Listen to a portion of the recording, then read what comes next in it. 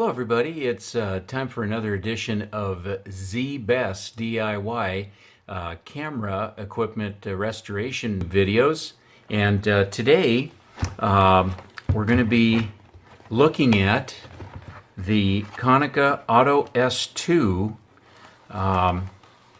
Revue model 35mm rangefinder camera. I'll take this out of the case here, and we'll remove this and we'll move the case aside. And this particular rangefinder was manufactured in the 1960s. I'll take the cap off as well. I just received this. I purchased this, and I was going to go through and clean up and do a restoration on it. It looks to be in relatively fair condition. As you can see, sometimes you'll receive some with writing on the bottom, or some type of numbers or that type of thing, and that's the case here. And the Revue is very similar to the Auto S2. The standard version, I'll show you a version of that right here. This is another Konica that I have, and you can see that they're quite similar if we move them around, and they're practically identical.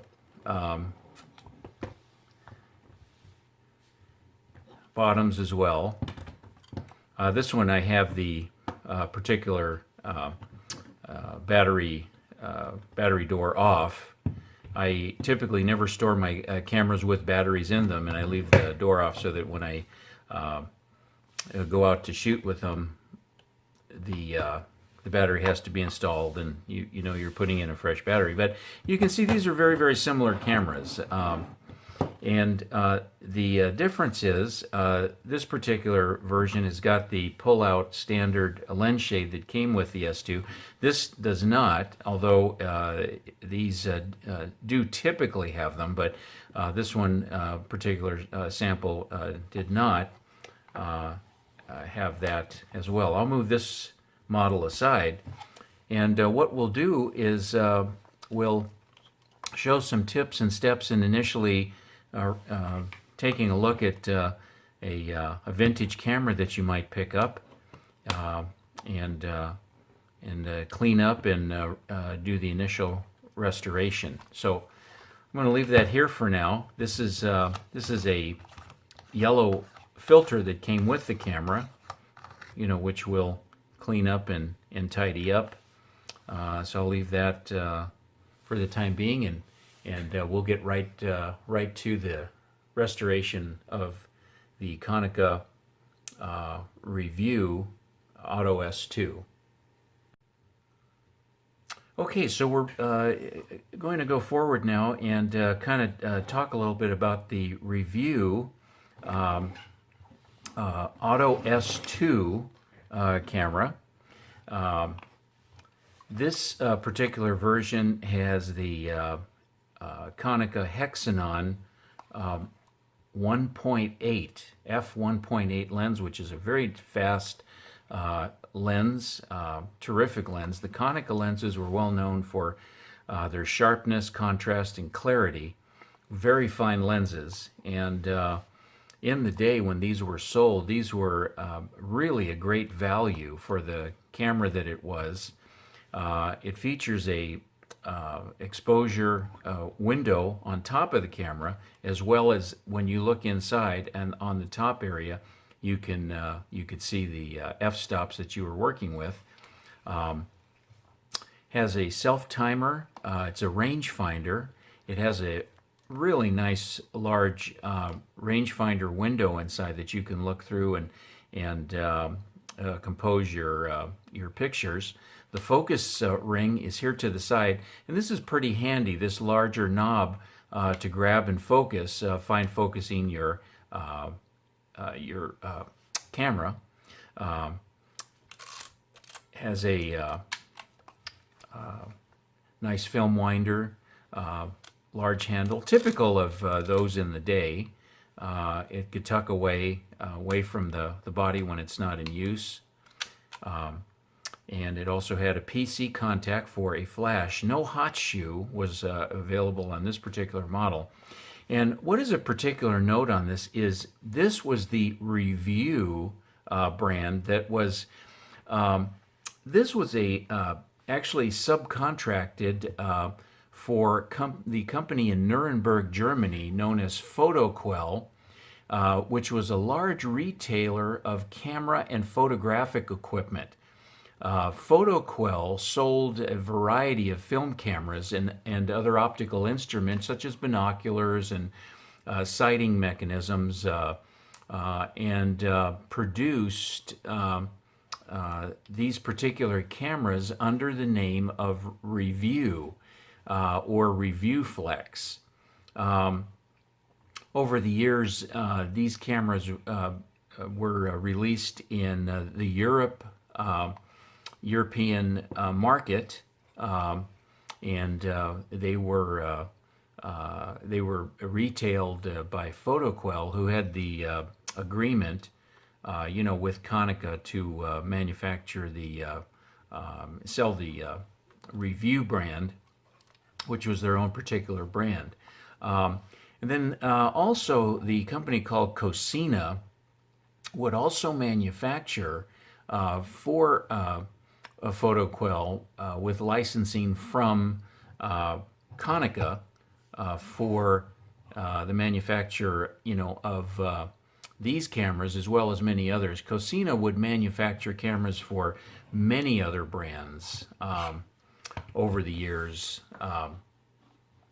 Cosina would manufacture for camera companies such as Canon, Contax, Nikon, Olympus, Vivitar, and Yashica.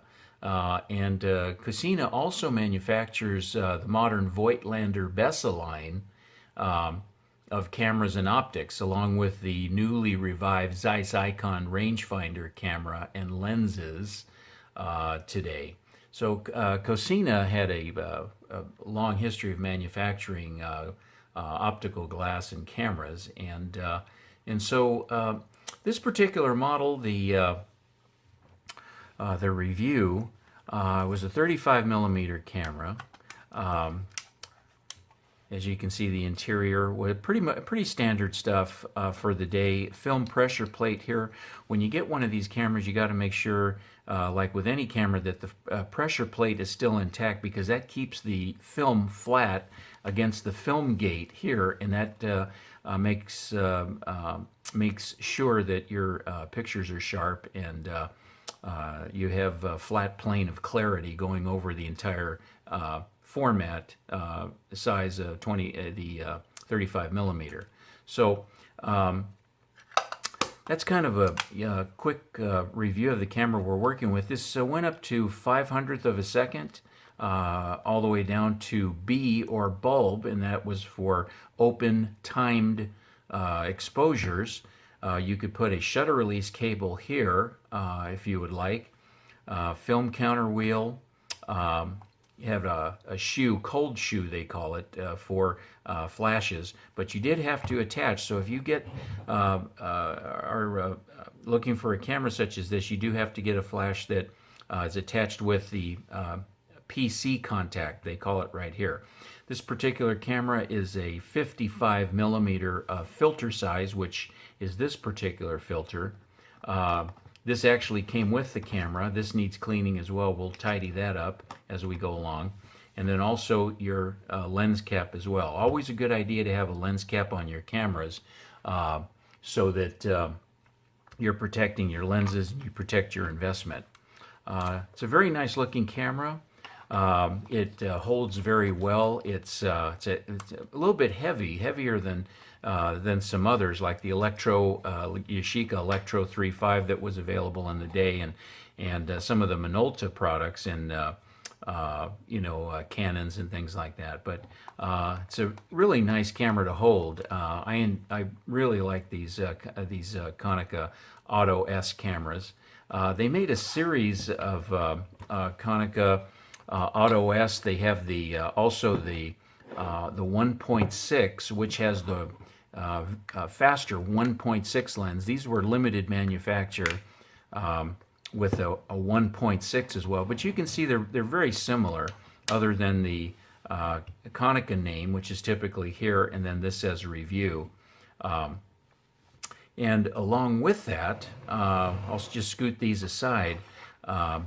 Prior to these models coming out, you also had the Auto S, which is previous. I'll take the lens cap off, and then this had the meter window off the lens. You can see on the later Konica S2s and S1.6s, the meter was built in around the lens. This is kind of a nice touch, so that when you added a filter, the camera was adjusting for the filter as well. When you had a filter on the cameras that did not have the meter here, you would have to compensate for the what they call filter factor, because of the transmission of light that was going through, or less transmission of light that was going through to the lens. So you had to compensate. So in other words, this might be a factor of 2, which, say for instance, if you're shooting 400 speed Ilford film, or some color film at say 400, you would have to rate that film on the ISO here at 200. So you would have to drop that down on either your handheld exposure meter, or on the camera itself, where you had put in down below what type of film you were using. The neat thing about these without the meter on the lens itself is that it was easier to access and to work on. All you do is remove the lens ring that's here. This has a lens ring as well, but your meter would be attached to the lens ring, so you'd have to be a little bit more careful about how you did it, or actually disconnect it or desolder it and then resolder it after you were working on that again. But these are a pleasure actually to work on. This also had a high and low capability, so if you were in regular lighting outdoors in the sun for regular shooting, you would put that onto the high setting. If you were in low light, which would allow it to be a little bit more sensitive when you went indoors, or if there was a low lighting situation, you'd put it to the L. Kind of an interesting feature back then, but these cameras, the later ones, had that built in so that their function was high or low already built in. So kind of a neat example of the cameras that were manufactured. But we're going to focus on the Revue today, so we'll get right into that. I'm going to remove the other two. I just wanted to share the other two Konica S series that they had along the years. There's another little view of that particular one. This is the Konica 1.6 with the faster lens. Really terrific camera. They had the same viewfinders basically. This had a little bigger lens, obviously. And then the similar but rebranded Revue Konica Auto S2. Okay, so we'll come back in a second, and we'll start to work on the Revue so that you can kind of see what we do when we get a camera and we start to clean that up or restore it.